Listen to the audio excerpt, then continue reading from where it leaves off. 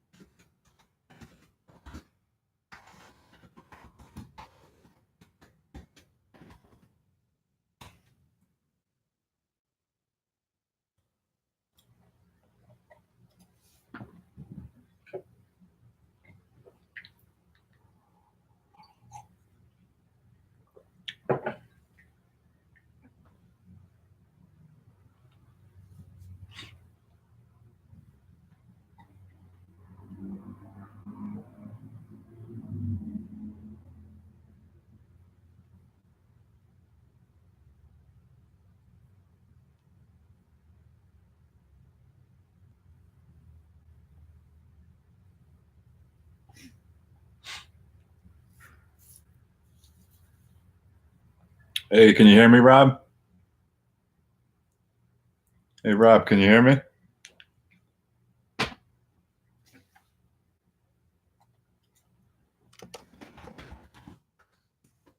Awesome. Finally. Sorry about that. Technical difficulties. This is still new to me. All right. Glad we got that figured out. How you doing, Rob?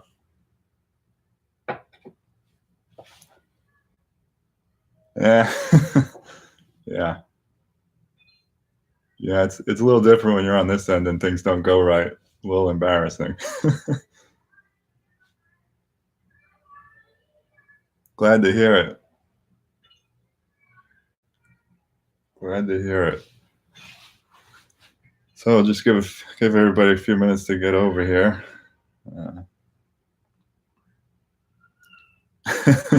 That is true. It is always an adventure.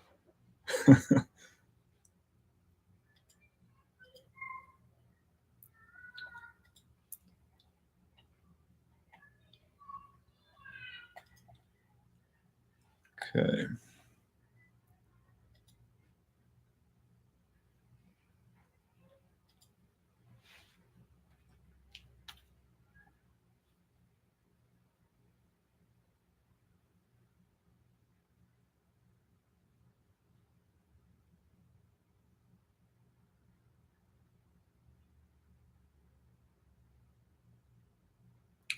Hey, Ronald, how are you?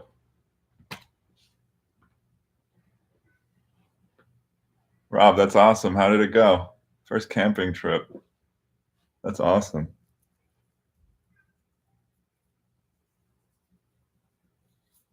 Glad to hear it, Ronald. Glad everybody can finally hear me now.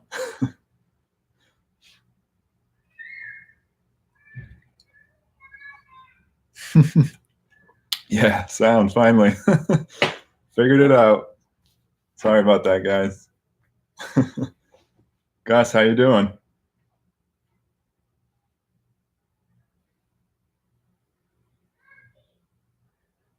Rob, I know it is a lot more work packing everything on the bike. It takes forever, especially when you're leaving camp in the morning. Thanks, Gus. It's a great shirt.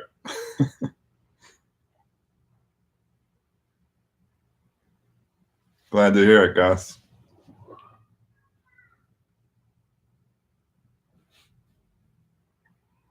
Well, it's cool to see all you guys here. I'm glad I can finally see the comments. Last time I did this, I couldn't see any comments on my screen. This time it was audio. Back at work. Oh, you're back again. Are you going to be back in the States this summer, though? Maybe we'll run into each other, Gus. Actually, if you're there now, we're probably going to line up when I'm on the East Coast. You might be back around. Late June. Okay. I'm actually probably not going to be over to the East Coast until about September. So you probably won't be there, actually. It is always something, Amanda. Yeah. Hopefully I'll get it smoothed out one day.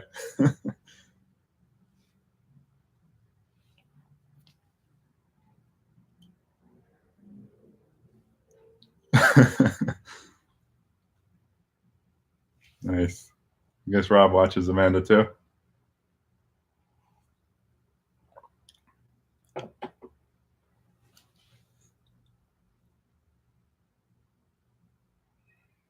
Gus, that's awesome. I'm glad to hear you're going to MMI. What brand are you going to be doing? Are you sticking with BMW or Harley?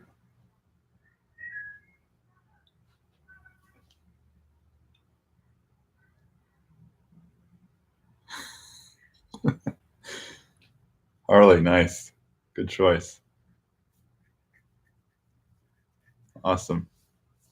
So, looks like we got quite a few people here. So I'm going to start going over a little bit of what this live stream was just kind of meant to. BMW's kind of yeah, and when I went, Gus is getting ready to go to MMI soon, Motorcycle Mechanics Institute, which is the same school I went to. He's going in Orlando. BMW was tricky because when they just don't want to let their secret recipe out, So even when you go to school for their stuff, they don't teach you all that much. They teach you how to use their computer system, which is basically just gives you the tools to figure it out. But they don't really tell you anything until you start working in the field. So I wouldn't even recommend going to that class unless you're going to work there in that field, with that brand. So anyways, yeah, we're going to talk a little bit about my summer plans, where I'm going to be.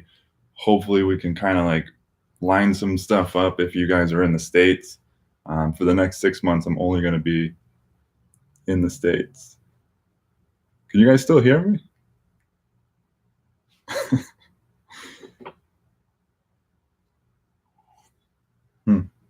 Okay, good. Just checking. So anyways, I'm going to be in the US for the next 6 months. I leave in about 16 days. And I kind of wanted to see if I can line up with some of you guys, give you an idea of where I'm going to be at what time.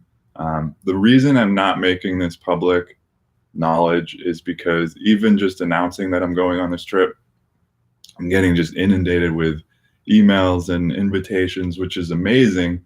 I just don't want to set a trap for myself where I tell so many people where I'm going to be, and then people start getting expectations, and I'm racing around to get to people. But you guys are definitely a priority, so I want to include you guys in my plan, and then for everybody else, I'll kind of be releasing where I'm at, just like maybe a week or two ahead of time, so that still gives me a little bit of flexibility. I don't know if that makes sense, but so anyways, as far as the United States, my plan, basically, I have built a route around visiting all the national parks and several of the BDRs. If you guys don't know what BDRs are, it's a backcountry discovery route, or it's basically like a cross-state route on dirt roads, trails, stuff like that. That is so true, and things always do go wrong. Yeah, and I've been on trips where, I mean, the schedule is just so tight, and especially when I'm covering like most of the United States, I typically have somebody that's going to fly to meet me somewhere. My father's talking about maybe flying out to Montana to meet me, so I have to kind of have like some general dates for him to buy plane tickets. If I do that too many times, it just creates a very stressful situation where I'm racing from appointment to appointment, basically. A couple of years ago, I did that with weddings on opposite ends of the country, and not much time to get from basically Seattle to New York. So basically, when I leave here in 16 days, I'm heading over towards Texas. Part of what's like a limiting factor is the weather up in the mountains right now. It's still a little early for me to be up in Colorado, and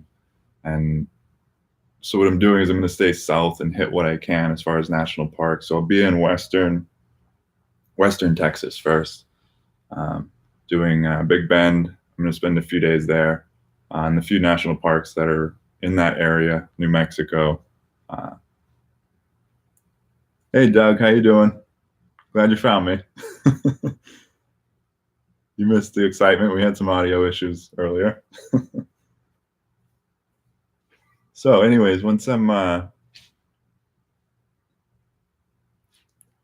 done in Texas, I'm actually looping back around to go west across southern Colorado. And like I said, the reason I'm doing that is to kind of utilize the month of May in the areas I can be in. So I'm kind of backtracking a little bit and doing like a figure eight to basically get to the southern part of California and work my way up from there.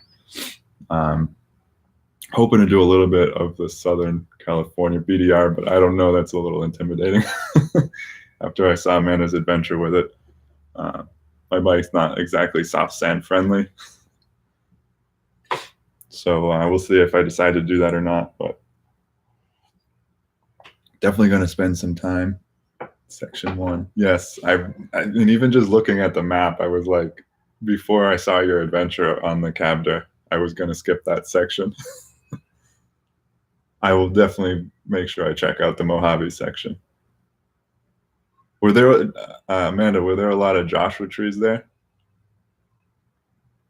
In that area? Was it like, I don't know if you've ever been to Joshua Tree National Park. Okay, cool. Yeah, I love Joshua trees. I'm a big fan of Joshua trees. Anytime I see those, I'm happy. Yeah, I'll definitely check out that section of the Cabder. Footage.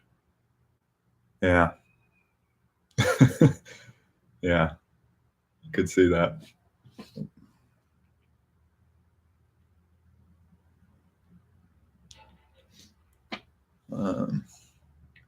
It's like someone's having problems on the Patreon page.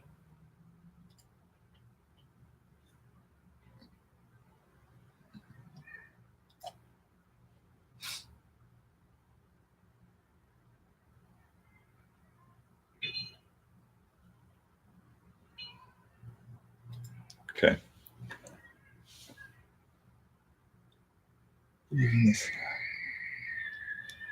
Yeah, that whole area has a lot of those Joshua trees. I'm probably going to spend a couple days in Joshua Tree National Park too, so I'll be right in that area. And then I'll be heading up on the western side of the Sierras, doing a little bit of the PCH, but mostly staying inland, just mostly because of the traffic on the PCH sometimes can be really rough. One of my favorite campsites, if you guys are ever in the Sierras near Sequoia, is just outside of Mineral King. It's absolutely beautiful. There's a river running right through the campsite and big giant trees, sequoia trees. Really, really beautiful campsite. So I'm going to be there for a few days too.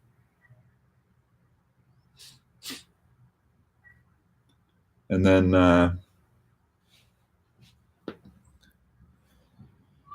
yeah, so that puts me at like mid-June.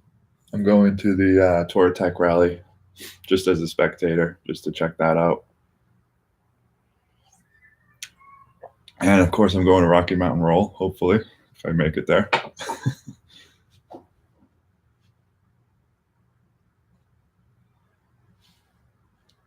Yeah, I'm really excited about that.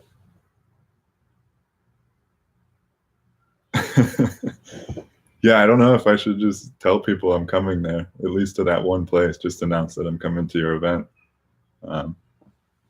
Maybe you'll get more people there if that's something you want.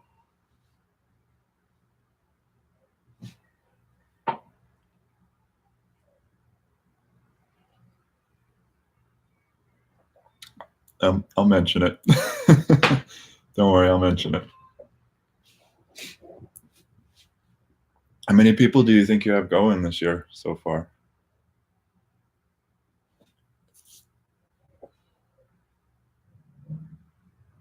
I haven't camped in Yosemite. The one time So I had ridden by Yosemite. That's pretty good. That's a good amount. I have ridden by Yosemite on every big motorcycle trip I've been on.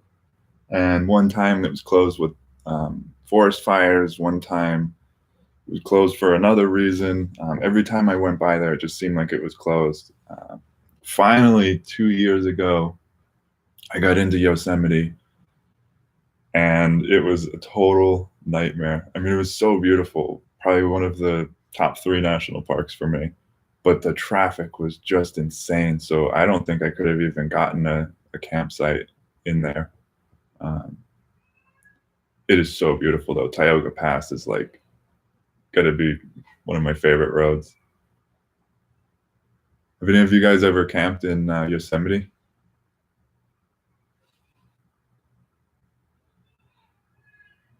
Yeah, Yellowstone is too. So horrible. I actually, the last time I was in Yellowstone, I found some like 1-lane roads that kind of like took you off that main, like it's like a figure eight through the park. It takes you off of that, where you can see like some sulfur pits and geysers and buffalo or bison and everything, and kind of have it to yourself. 60 miles west of Yosemite. Well, Ronald, maybe we could meet there in a couple months. Go for a ride. It's a beautiful area. I think the Sierras are probably my favorite mountain range in this country.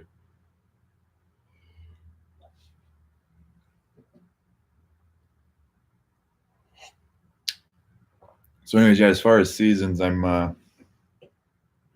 haven't.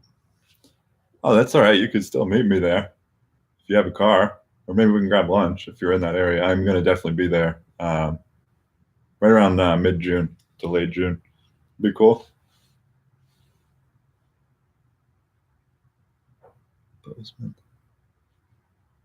Oh, cool. Yeah, Yellowstone is beautiful. Also, I always see so many animals when I go there. The first few times I had been to Yellowstone, I always stuck to the main route that like everybody kind of takes, the western route where you see Old Faithful and like all the obvious stuff. Um, Tetons are great too. Um, so I used to always stick to that western side. And the last time I was there, about 2 or 3 years ago, I went to the northern section, which I had never been to before, and I didn't think there was any reason to be up there. But then obviously I was there for Beartooth Pass, and I saw so many bison up there, and the scenery was actually way more impressive than the other sections I had been going to. Uh, so yeah, Yellowstone is really beautiful. I'm pretty excited to get back to Kings Canyon too. That's a pretty good one. I think it's kind of underrated as far as national parks go.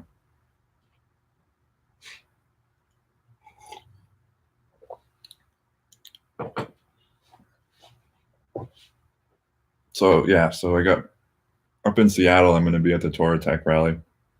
That's at the end of June. I agree, Ronald. It really is. That I haven't been to yet. Um, Probably some of the ones on the East Coast. I'm pretty excited about Congaree because I haven't seen a lot of like swampland. I think Congaree is kind of swampy. That or like the Everglades, um, but also I'm really excited about Biscayne, which is off the coast of Florida. It's one of the Keys. There's a lot of really good snorkeling over there. That'll be at the tail end of my trip as I kind of complete the clockwise circle around the country. Um, Biscayne looks absolutely breathtaking. Um, so it's like a different thing for me because usually the national parks I go to, you can ride through them, and it's a lot of like hiking and mountains or trees or rivers or things like that. But Biscayne is just kind of different because it's a lot of it is like snorkeling and underwater stuff.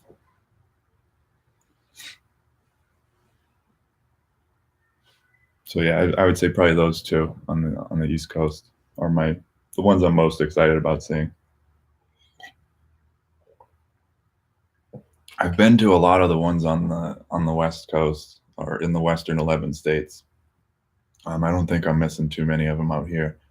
Haven't been to so many on the East. Actually, Acadia too. Acadia looks really, really beautiful up in Maine. That one's pretty exciting. So, anyways, I'm going to do the Tortec rally, and then I got Amanda's Rocky Mountain Roll in June. So I got like a month up in the Pacific Northwest, which I'm really, really excited about because that's an area I've been wanting to really spend some time in. Hey, Amanda, actually, that reminds me, I was going to ask you if I could ship a box to you of some things that like kind of like a resupply thing, so I could pick that up for me when I'm passing through. We can talk about that later, though. I appreciate it. That would be a huge help because I have a lot of extra stuff that, like camp meals and things like that. So perfect. I appreciate it. I will. So once I'm done with Amanda's thing in Montana, I'm coming back down to Colorado to hit the northern Colorado ones, which would be, Black Canyon at Gunnison and Rocky Mountain National Park. From there, I'll be heading to the Dakotas and then east. That would be pretty much like the month of August. And then I'll be up in the Northeast visiting family for a while, kind of waiting for the foliage to start. Yeah, I I love Colorado. Gus, thanks for stopping by. Good luck with whatever you got going on there. And it was great talking to you, buddy. I'll talk to you soon. Gus is a really awesome guy.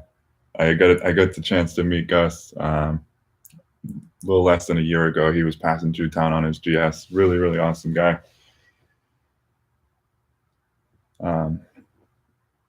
So anyways, yeah, I'll be in the Northeast, just kind of waiting on the weather to start getting too cold to be up there. And then as the leaves change, I'll kind of make my way kind of like a foliage tour. I'm going to do a little bit of the Mid-Atlantic BDR, a couple of national parks over there, and then I'll be wrapping it up in the Florida area, the Keys, and then kind of taking it from there.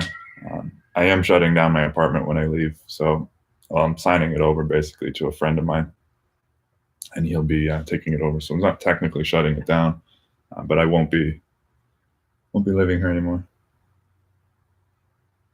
I am definitely going to do the Tail of the Dragon. I love that road. Yeah, I'm going to do Tail of the Dragon, and then the other thing I've been wanting to see over in that area is south of the border. I know it's kind of like a touristy thing, but I'm kind of into stuff like that, and they make for great stickers on your bike. Like, what is it, Wall Drug in South Dakota? It's like in the middle of nowhere. As you're driving west across South Dakota, it's like, oh, yeah. I mean, I don't blame you because especially when you live close to things like that, you tend to miss them. But Wall Drug was pretty cool, so I definitely want to see south of the border. Yeah, Wall Drug is an interesting place. It's a nice diversion from the road, especially if you're heading west across the South Dakota. There really isn't much.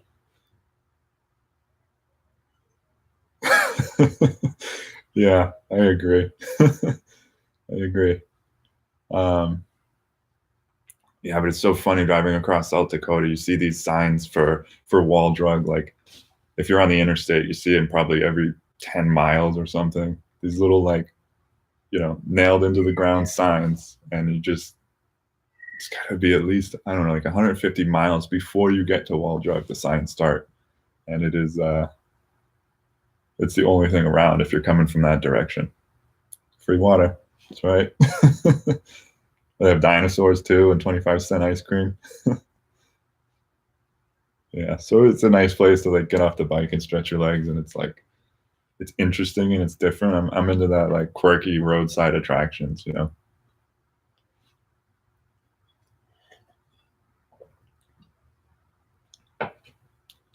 So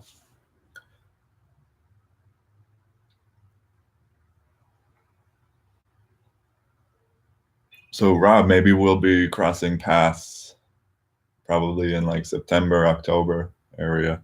If you're around, it'd be really cool to meet you. If you're in Atlanta. And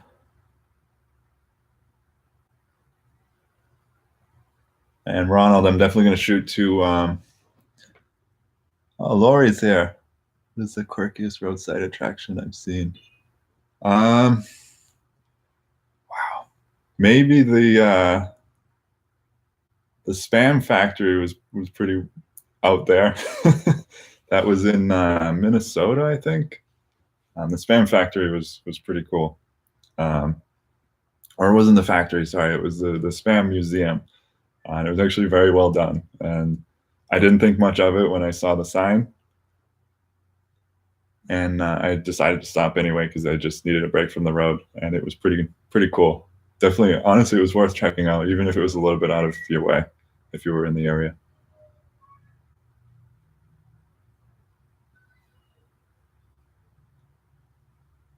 Yeah, Rob, I'm gonna put that on my. I have basically like a list of where I'm gonna be with dates. I know the camera's not great because this is kind of staticky, but this is just my itinerary for the 6 months. Just general idea of where I'm gonna be. So I'm making notes of, if people live in a certain area that I want to try to meet, I'm making notes of that. Through the Midwest, Kansas City. I'm gonna be a little bit north of Kansas City, but. Well, I'm going to be in Colorado, like eastern Colorado, through Nebraska. I got to think, where's Kansas City? Is that kind of in the middle of Kansas? I'll be in the Dakotas, and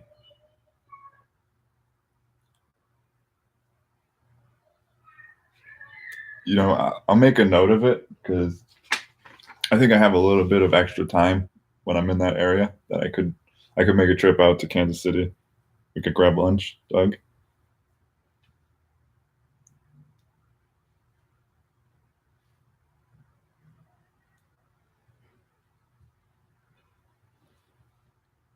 Toronto or Montreal. So yeah, Lori, I'm going to be pretty much making my way across just south of the border. So if there's any way we can meet, or I can leave my bike and hop over there. The issue I'm running into with getting my bike into Canada is that I don't have the title. Doug, I'm definitely going to be in touch, and we'll definitely figure something out. If I have to go a little out of my way, that's not a problem at all. I will meet you somewhere near Kansas City for sure. So that's awesome, Lori. I definitely want to meet you. Absolutely. But I will be in your area. So basically, what I was saying earlier is that right around June through July, I'll be in the Pacific Northwest. The month of August, I'll be making my way across like the Dakotas, Minnesota. I'll be up by like Voyageurs National Park and that area, Upper Peninsula, and all of that. So yeah, Amanda, as far as that lien holder thing, I never actually called them because I don't think they're going to give me the letter of permission, and just because of my schedule in the United States this season, like this riding season, it's so booked up anyway that like, yeah. So there is, if you guys don't know, if you don't own your motorcycle, technically you're supposed to get a letter of permission from the lien holder before you leave the country with it, and that's into Canada or Mexico. They're usually not too inclined to let you go much further than that. You can usually get a letter of permission from them just saying that you're allowed to take the bike. I don't actually know the consequences of what would happen if you didn't get that letter. It seems like nobody really checks. But for me, I don't want to risk. I don't want to risk it because I only have one bike, and if anything ever happened, and I would never forget myself. So yeah, I'm not surprised. I haven't heard much about people asking. Thank you, Lori. I haven't heard much about people actually asking, and definitely not at the border. I think the main thing is that, yeah, Mexico light. The main thing with the main concern really is that you would be in trouble with your lien holder.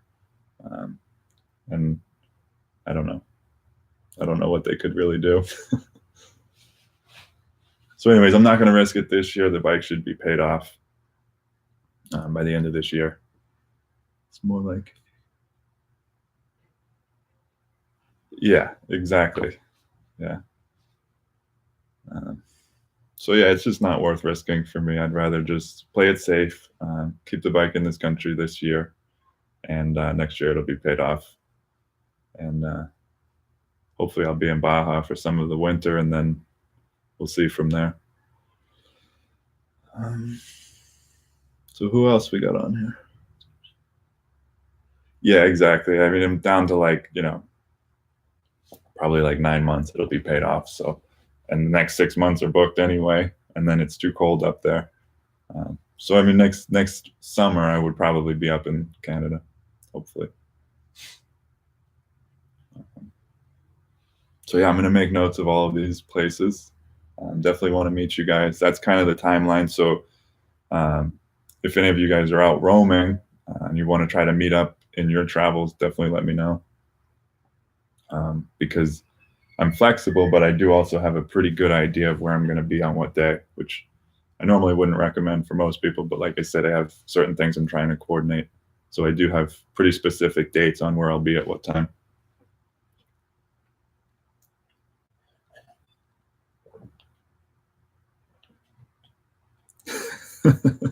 Yeah, I'm a chronic over planner.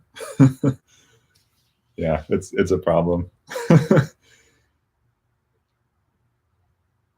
So anyways, this was really, really fun. It was actually a lot nicer that I could read the comments, and I'm sure it was better for you guys that you could actually hear me. We had a little bit of technical difficulties for those of you that missed it in the beginning.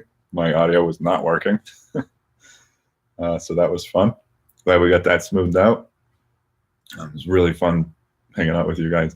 I would like to find a way where we can do like a group, like video chat. I think a group video chat would be really cool. Because I'm always on this side of it. I don't ever get to see you guys. It'd be nice to get to know you, especially if I'm not going to get the chance to meet you guys this year. Always start with a plan. Yeah, me too. I start with a really detailed plan, and then it goes out the window pretty quickly. Google Hangouts. I'm gonna have to look into that because that would be really cool. Is that a way for us to all kind of have our webcams on and see each other, Amanda? This was my first successful live stream too, so. Oh, cool. I'm gonna look into Google live streams. So my plan, by the way, my plan with Patreon is to kind of keep up on these live streams as I'm traveling. Sawdust, how you doing? Sorry you're late. We're kind of wrapping it up, but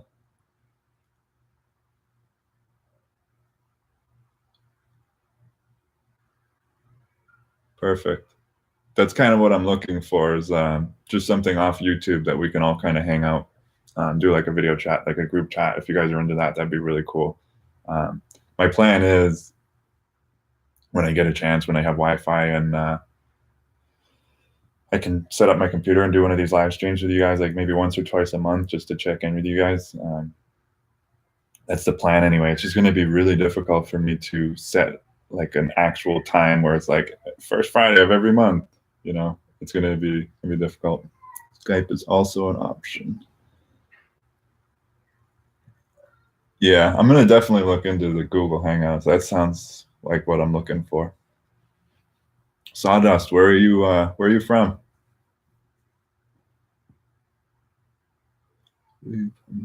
Yes, I'm definitely gonna, as soon as this is over, it'll pretty much Reno.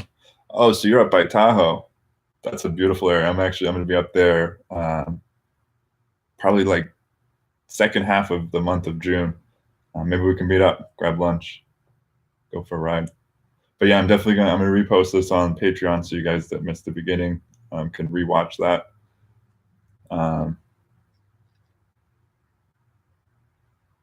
Yeah, definitely. I'll add it to my list. I'll make sure I make a note that you're up in that area, and I'll be in touch when I get up there. So anyways, this was like Hangouts too.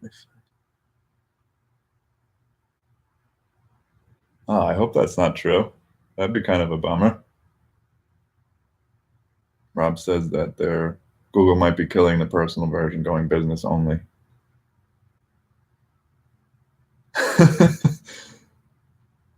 So the beard, that's a great question. So I'm kind of on the fence on what's going to be lower maintenance when I'm traveling. So I decided to grow it out a little bit, see if it was easier than just keeping it trimmed constantly, if it was easier to just maintain a longer beard.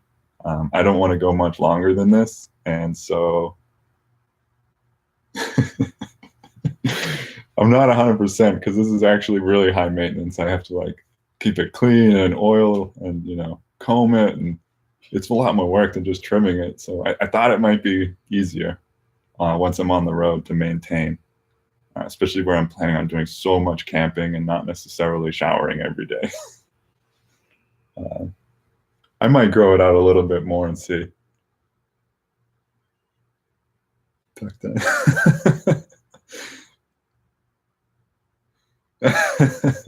That's true. I am technically homeless in 16 days. Yeah, maybe I will keep it. I don't know. Maybe I'll do like a vote on YouTube or something. Hair ties is a good idea if I get it that long. Mine gets really bushy though.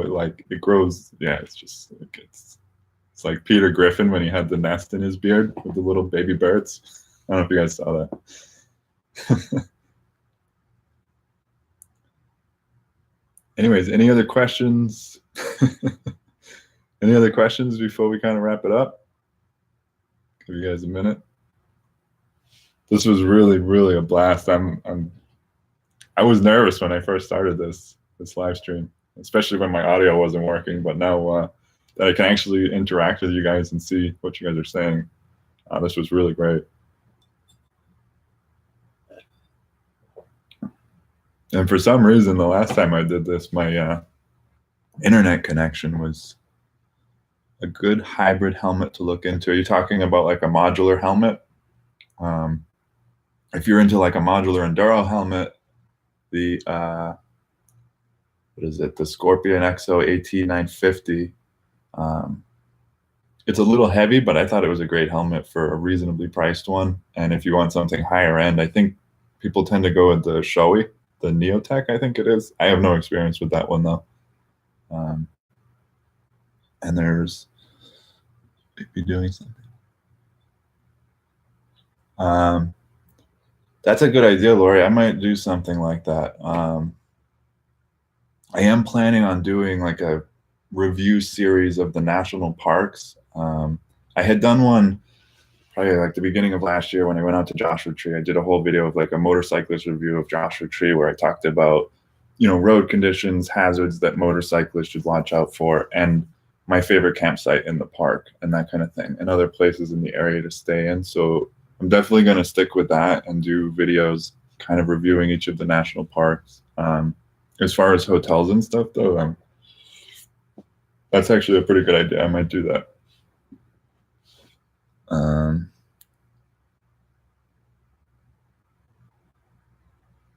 Okay, Mitch, I'm going to write that down and make sure that I know your name, your real name.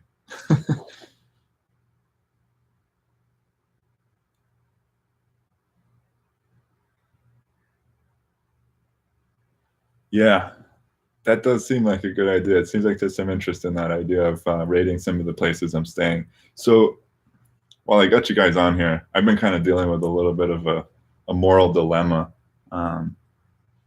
with sharing where I am on the internet. I guess they were starting something this year with like the leave no trace principle. It's kind of like social media and everything is sort of making these more obscure places kind of mainstream, and making it so everybody kind of goes there, and even the people that don't necessarily treat it as well as like you guys would. So that kind of, I'm kind of on the fence with sharing specifics, at least to the general public. I don't have a problem if somebody asked me where I was in a video. I don't know if that makes sense, or I don't know. Kind of processing that at the moment, because I was sharing in my videos like the location of where I was. share after I leave. Yeah, I mean, I definitely don't want to worry about like crazy people on the internet coming to find me while I'm camping. But my concern is that like, I used to go to Joshua Tree like years ago, like 8 years ago. I would go there and it would be just empty, and it's not that like I don't want other people to know about that place. The problem was it became so mainstream and like just it got really overcrowded. And it's not that it got overcrowded, it's that the last time I went to Joshua Tree National Park, it was like so heartbreaking. Somebody had put graffiti on one of the rocks. And it was like, pretty disappointing and pretty sad.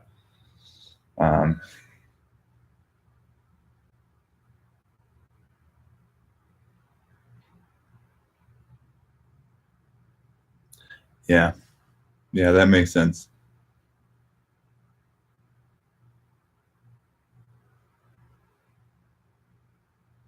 It's true, and I mean, I think that people don't necessarily appreciate the place as much if they don't find it on their own. Like I think social media just makes it so easy to find these places and get to these places that like you used to have to go out and hike and explore for like weekend after weekend in the same area to try to find this waterfall that you heard about through like word of mouth, and you'd go out every weekend looking for it, and um, and then when you found it, it was like a special thing, and you had worked to find it, and it meant something. But now it's like you get on Instagram and you see, everybody talks about like, Havasupai Falls or something, like something that 10 years ago nobody knew about, and now you can't get a permit to go hiking there. Like it sells out immediately. So I just don't want to contribute to that. I don't know. I'm just torn on it. Um, Doug, I agree. I definitely don't want people knowing exactly where I am. And as far as like if I'm out camping, I won't be letting people know until after.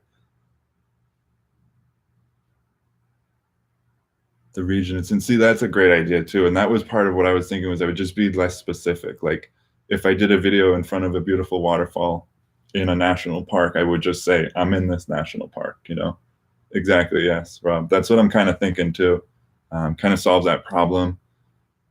Um, yeah. Yeah, I think that's probably right.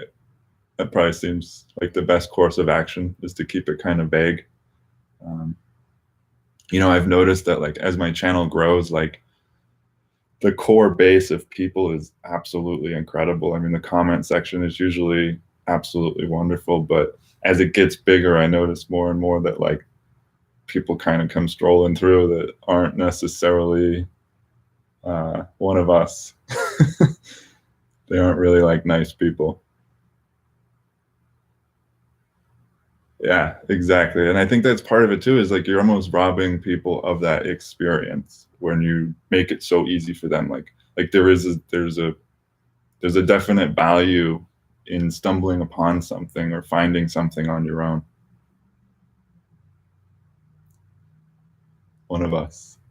Like nice people. I've been getting some pretty horrendous comments lately. It seems like I have a few videos, which this totally blows my mind, but I have a few videos that went over 100,000 views. And it seems like once they do, YouTube just sends them to like the dark corners of the internet where all the trolls hang out. And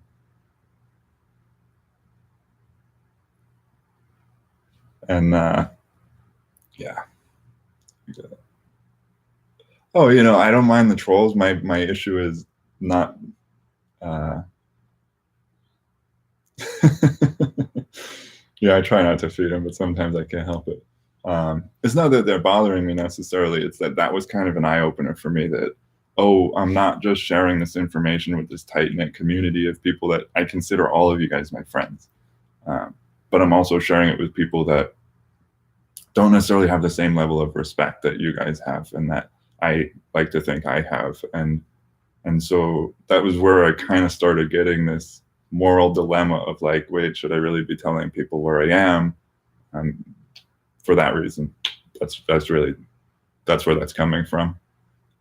And yeah, they don't get to me because like 99% of you guys are absolutely amazing. So I try not to let the trolls get to me. It's hard though. It's easier said than done.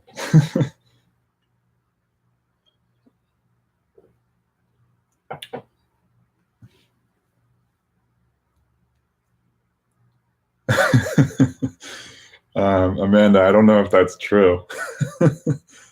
uh, I don't. I don't know. I try to ignore them, but it really eats me up sometimes. I agree. Leave the trolls on the internet, not in my campsite and not at the beautiful national parks that I like to go visit. Ronald, I totally get that. I totally get that. It's, I can get 10 amazing comments in a day that are just totally heartwarming and just incredible. And then I get one crappy comment and it makes me question the whole thing. But anyways, it's like, I don't want to get too much into it does only take one. Yeah, it only takes one to ruin your day. At least 2 days. Yeah, I can really get stuck in my head on stuff like that.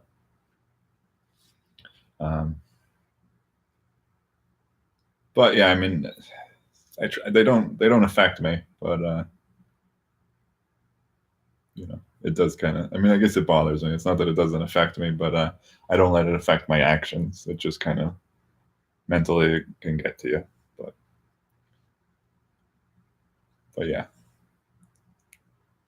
Thank you, Mitch. It's Mitch, right? I appreciate it. And you guys are awesome. Thank you guys.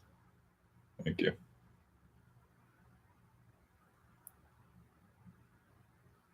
Cool.